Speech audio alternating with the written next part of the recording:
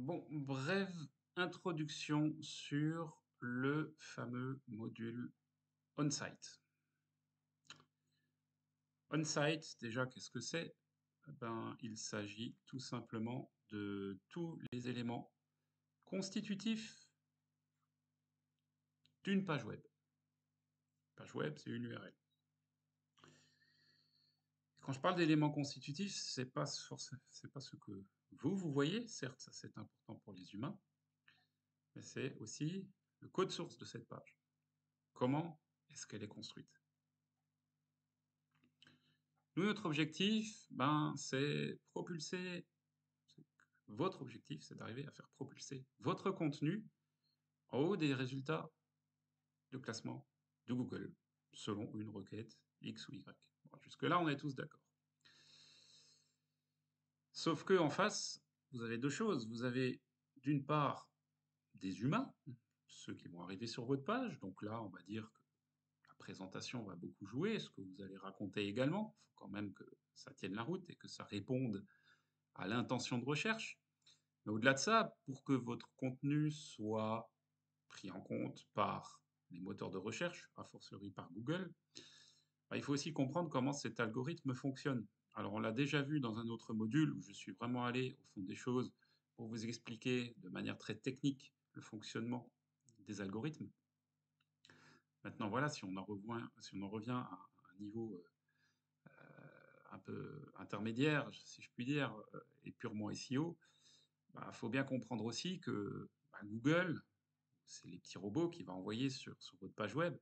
Bah, il ne va pas que regarder l'en-tête avec les métadonnées. Il ne se cantonne pas à ça. Il va balayer absolument tout le code source du début jusqu'à la fin et il va regarder globalement ce qui se trouve au milieu. Alors il va rencontrer quoi? Il va rencontrer des balises avant tout. Il va rencontrer du code HTML, du code CSS, il va rencontrer des liens, il va rencontrer, je ne sais pas moi, du JavaScript et je ne sais quel autre encore, quel autre type de code. Mais à la base, il rencontre vraiment des éléments que lui va, on va dire, classer par ordre d'importance. Et forcément, nous, ce qui nous intéresse ici, c'est le contenu, ce que vous allez rédiger, ou faire rédiger. On parlera d'IA un petit peu plus tard. Mais, quoi qu'il en soit, les fondamentaux, ils sont inchangés depuis la nuit des temps, depuis la nuit des temps du moins du SEO, c'est qu'il s'agit de produire un contenu de qualité et de produire des liens. Alors des liens, on le verra plus tard, il y a plusieurs types de liens. Il y a le maillage interne, il y a les liens externes, il y a les backlinks, etc. Mais ce n'est qu'une infime partie parmi d'autres éléments qui vont faire que vous allez être pris en compte par Google, par les moteurs de recherche, et que votre site va se classer premier. Bon, ça, faut bien l'avoir en tête. Autre point que je vais soulever, c'est qu'il ne faut pas oublier non plus que Google, un moteur de recherche, du moins, c'est un algorithme. Un algorithme, c'est quoi? C'est une machine, c'est un interpréteur. Mais cet interpréteur, il n'est pas né de lui-même. Ce sont des humains qui l'ont créé. Donc les humains ont tenté de faire quelque chose qui tienne la route. C'est pour ça qu'il y a des mises à jour régulières de cet algorithme. Parce que d'un côté, vous avez les consommateurs, comme vous et moi. On va sur Internet, on consomme, on regarde, on cherche une information et puis on se casse. De l'autre côté, vous avez Google qui essaye de faire le meilleur travail possible en vous proposant l'information la plus pertinente qui soit selon votre recherche. Et d'un autre côté, bah, vous avez des petits rigolos qui, comme moi, bah, essayent de contourner les règles de Google, qui essayent d'être premiers, qui essayent de voilà, de pas forcément faire des choses très correctes, qui font du spam, qui font je ne sais quoi d'autre, et qui de fait bah, sont capables de produire un contenu de basse qualité, voire de zéro qualité, c'est-à-dire que le mot qualité n'existe même pas, mais qui permet néanmoins d'avoir un site web ou du moins un certain nombre d'URL qui rankent et qui permettent de générer un trafic. Mais c'est futile parce que ça c'est pas fait pour durer dans le temps. C'est pas du tout le même objectif. Bon. C'est pour ça que Google, bah, il met à jour pour que justement, bah, ce type de site-là soit ne soit pas ou de moins en moins pris en compte. Bon, ça, faut pas l'oublier non plus. Ça veut donc dire que d'un côté, quelle que soit la facette que vous regardez, vous avez toujours le facteur humain.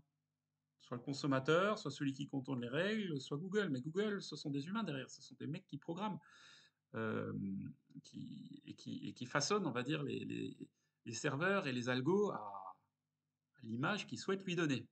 Bon, donc ça, faut pas l'oublier. Tout ça pour en venir où? Ben, ça veut dire que un humain, on pense tous à peu près de la même manière. Je veux dire, moi, je reste voilà, convaincu que ce qu'on a appris à l'école dès le plus jeune âge, à structurer un texte avec un titre, une date, un paragraphe, des sous-titres, et même plus tard ce qu'on appelait des dissertations à une époque, c'est structurel. On essaye de renseigner au mieux les textes avec du contenu de qualité, des citations, des choses qu'on a lues par ailleurs, pour que justement ce texte il ait de la valeur et qu'on gagne, du moins que le rédacteur puisse gagner en autorité, montrer que c'est lui le meilleur dans ce domaine ou du moins dans cette manière-là de rédiger les choses par rapport à un sujet donné. Bon, vous allez me dire, mais en quoi le on-site ça me concerne? Ah voilà. Tout ça, ce sont des choses qu'il va falloir prendre en compte et toujours garder en tête, même si c'est pas vous qui rédigez, que vous faites rédiger par une personne tierce ou même par l'IA, il faut que votre contenu et ce qu'il y a sur votre page soit le plus qualitatif possible. Mmh? Après, bien entendu, tout dépend de la SERP, que ce s si elle est ultra concurrentielle ou pas concurrentielle du tout, on va peut-être pas mettre les jauges au même niveau et pas peut-être la même pression non plus.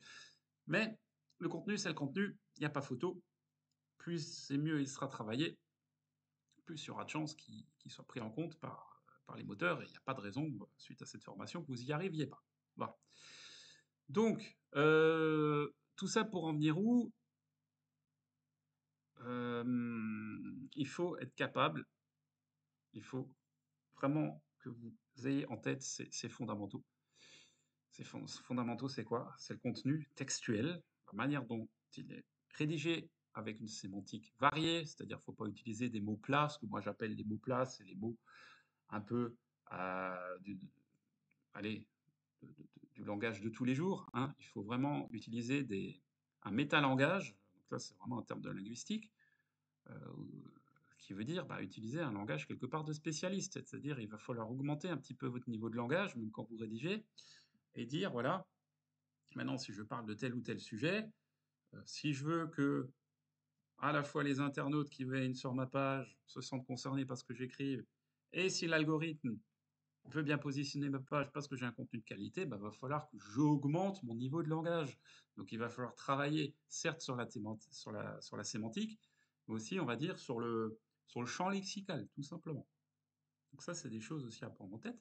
Après, vous avez certainement entendu parler du cocon sémantique, hein, qui a été, inventé, si on veut, non pas si on veut, il a été inventé par, ou du moins rendu, public et largement discuté par monsieur, Laurent, Bourrelli. Allez voir sa chaîne YouTube, il en parle bien mieux que moi. Moi, j'en ai une version peut-être, différente. Alors est-ce qu'elle est bonne, est-ce qu'elle est pas bonne? J'en sais rien. En tout cas, elle est fonctionnelle. Cocon sémantique, c'est quoi? Même si on le verra dans un autre chapitre, c'est, une certaine manière de structurer l'information, tout simplement, via, bah, justement, cocon sémantique, hein. Cocon, ça veut dire, bah, ça reste fermé sur, quelque part un petit peu fermé sur lui-même, hein. On est dans une espèce de bulle. Et sémantique, bah, le terme est là, hein. Ça veut simplement dire que, bah, il va falloir, travailler ses requêtes, travailler les intentions, travailler, les mots tout simplement employés et je veux dire là, c'est de la langue, c'est de la linguistique, c'est du français. On n'invente absolument rien avec ça. Donc ça, c'est aussi un élément. Donc voilà, l'information que vous allez mettre dans votre page et la manière dont vous allez structurer cette information entre les différentes pages que vous allez créer. Donc là, on va parler de maillage, on parlait d'arborescence à une époque, mais ça, c'est toujours encore valable. Tout ça, ça a également son importance. Donc contenu de qualité, type de contenu, j'en avais déjà parlé aussi, il n'y a pas que le texte dans la vie. Manière dont ce contenu est structuré entre les différentes pages, avec un bon petit maillage interne, ça n'a pas besoin d'être hyper complexe, hein, on peut partir sur des choses très simples, hein, keep it simple, comme je le dis très souvent, hein, n'allez pas chercher midi à 14h, les choses les plus simples sont les plus efficaces. Preuve à l'appui. Donc ça, une fois que vous l'avez en tête, bah, il y a pas de raison que votre SEO on-site, ben, soit si compliqué à mettre en œuvre. Hem, donc voilà, alors maintenant, ça c'est une introduction, voilà, désolé si je suis un peu parti dans tous les sens, c'était que vous ayez vraiment tous les, un peu tous ces piliers-là tous ces éléments en tête, hein. Moi, je vous invite vraiment à, bah, aller voir les vidéos de Laurent Bourrelli, hein. Lui, il en parle bien plus mieux et plus souvent que moi de ces éléments, mais c'est vraiment ça qu'il faut avoir en tête. Hem, Après, il faut aller plus loin, c'est-à-dire qu'un bon contenu et des bons liens, ça suffit pas. J'évoquais tout à l'heure le la notoriété, l'autorité, oui, il y a un côté, image de marque qu'il va falloir aussi travailler. Ça, c'est un autre élément, à mettre en avant. Je vais peut-être, faire d'ailleurs un petit module à ce sujet-là, parce que l'image de marque, quelque part, j'allais dire, c'est presque devenu, un métier de SEO avec le temps et c'est en train de le devenir, je le pense au plus profond de moi. Et là, va falloir avoir, on va dire, des compétences qui vont au-delà du SEO. Il faut avoir des compétences marketing au sens large, voire même des compétences de com, ce qu'on appelait la communication traditionnelle à une époque, avant l'ère du digital. Ah bah, maintenant, ça commence à revenir ces choses-là et on se rend compte que, au sein même des résultats de recherche, vous avez dû le voir quand je vous ai présenté les anatomies de la SERP de Google et de la SERP de Bing. Bah, c'est pas forcément que le contenu, hein, c'est, les sites qui apparaissent, en premier et qui sont mis en avant, dans les résultats de recherche avec des couleurs, de la mise en gras et cetera. C'est en général des sites qui sont un petit peu connus dans le milieu, même si vous allez sur de la niche, c'est pas un blog qui est sorti il y a 3 jours. Bon, ça veut dire aussi beaucoup ça. Donc ça, on le reverra peut-être ultérieurement, l'image de marque, mais bon, commencez déjà à adopter la base. On va déjà voir ensemble et je vais vous montrer comment faire. Déjà que votre on-site, votre on-page tienne déjà la route, que vous partiez pas, voilà, que vous sortiez pas, on va dire, des sentiers battus. Faites simple, efficace et vous verrez, il n'y a pas de raison que ça ne fonctionne pas. Bon, voilà, après cette introduction un petit peu longue, bah, écoutez, je vous invite à regarder la suite et puis je vous dis à très vite.